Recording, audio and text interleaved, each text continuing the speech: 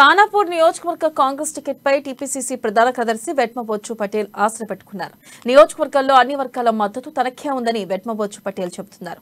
ఎవరెన్ని అడ్డంకులు సృష్టించినా విజయం సాధిస్తానని ధీమా వ్యక్తం చేస్తున్న వెట్మబొచ్చు పటేల్ తో మా input editor Srinivas face to face. Khanapur constituency నుంచి కాంగ్రెస్ పార్టీ తరపున పోటీ చేసేందుకు ఒకరిద్దరు క్యాండిడేట్స్ ఉత్సాహం చూపిస్తున్నారు. కానీ ప్రధానంగా చూసుకుంటే కనుక టీపీసీసీకి ప్రధాన కార్యదర్శిగా ఉన్న విడమ బోజు పటేల్ తాజాగా మనకి తెర మీదకి రావడం జరిగింది. ఆయన చాలా కాంగా కూడా టికెట్ ఆశిస్తున్నారు. అది టికెట్ కోసం పార్టీ అధిష్టానాన్ని కూడా అప్రోచ్ కావడం జరిగింది. అయితే మొత్తానికి ఖానాపూర్ విషయానికి వస్తే కనుక అక్కడ చాలా సమస్యలు ఉన్నాయి. ఆ సమస్యలను ఏ విధంగా తీరుస్తారు, ముఖ్యంగా ఆయనకి సొంత పార్టీలోనే అనేక సమస్యలు కూడా ఉన్నాయి. వీటి మీద ఆయన ఏం చెప్తారో మనము పటేల్ గారిని అడిగి తెలుసుకునే ప్రయత్నం చేస్తారు. చెప్పండి, మీకు ఖానాపూర్ నుంచి మీరు టికెట్ ఆశిస్తున్నారు, మీకే టికెట్ ఎందుకు ఇవ్వాలి అంటే మీరు ఏం చెప్తారు?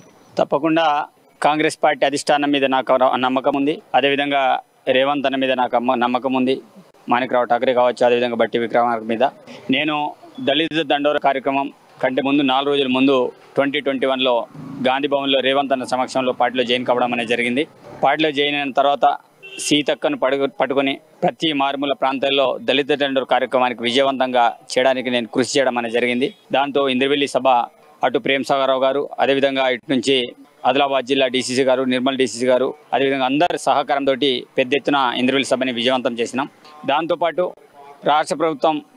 మన రాష్ట్ర ప్రభుత్వ వ్యతిరేక విధానాలపైన పోరాటాలు చేస్తూనే మరోవైపు ఏఐసీసీ కావచ్చు, టీపీసీసీ పిలిపించిన మెంబర్షిప్ డ్రైవ్లో ఆదిలాబాద్ పార్లమెంట్లో 7 నియోజకవర్గాలు ఉంటే ఖానాపూర్ నియోజకవర్గం అత్యధికంగా మెంబర్షిప్లను ఇది చేసుకొని ఆదిలాబాద్ పార్లమెంట్లోనే మొదటి స్థానంగా నిలిచేటటువంటి నియోజకవర్గం ఖానాపూర్ నిలిచింది. దాంట్లో క్షేత్రస్థాయిలో అంటే తెలంగాణలో ఎక్కడ చేయనటువంటి విధంగా ఖానాపూర్లో ప్రతి 303 బూతులు ఉంటే ప్రతి బూత్కు బూత్ కమిటీలను ఏర్పాటు చేశా. అదేవిధంగా మెంబర్షిప్ డ్రైవ్లో ఈరోజు బూత్ స్థాయి నుంచి మొదలుకుంటే మండల స్థాయి కార్యకర్తలందరూ కూడా సంపూర్ణమైన మద్దతు ఇచ్చారు. వాస్తవంగా ఈరోజు నాకు టికెట్ వస్తుందనే నమ్మకం, విశ్వాసం ఎందుకంటే అక్కడ పార్టీ కోసం నిరంతరం పగలనక రేయనక ఈ 2 సంవత్సరాలు కంటిన్యూగా కష్టపడడం అనేది జరిగింది. తప్పకుండా సర్వేల అధిష్టానం చేయించింది. ఆ సర్వేలలో కూడా నా పేరే వస్తుందని నాకు నమ్మకం ఉంది. తప్పకుండా పార్టీ కూడా ఎల్లవేళలా పనిచేయాలంటే ఏఐసీ పిలిపించినట్టు పిలుపులే కావచ్చు, అదేవిధంగా కాంగ్రెస్ పార్టీ టీపీసీ పిలిపించిన పిలుపులే కావచ్చు. ఈరోజు కల్లోలలో కాంగ్రెస్ పార్టీ, అదేవిధంగా ఏదైతే అగ్నిపత్తి కావచ్చు, అదేవిధంగా ఏ కార్యక్రమం పిలిపించినా కాంగ్రెస్ పార్టీ పిలిపించినా దాంట్లో నిరంతరంగా క్షేత్రస్థాయిలో ప్రజల నుండి చేయడం జరిగింది.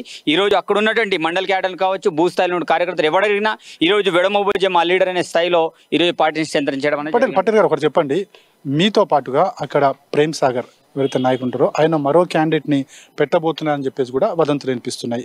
ప్రేమ్ సాగర్కి మీకున్న రిలేషన్స్ ఎలా ఉన్నాయి, టర్మ్స్ అండ్ కండిషన్స్? తప్పకుండా ప్రేమ్ సాగర్ గారు నాకు ఇప్పటి నుంచి కాదు, నేను పార్టీలో లేనప్పటి నుంచి ఉద్యమాల నుంచి ప్రేమ్ సాగర్ గారు నాకు మంచిగా తెలుసు.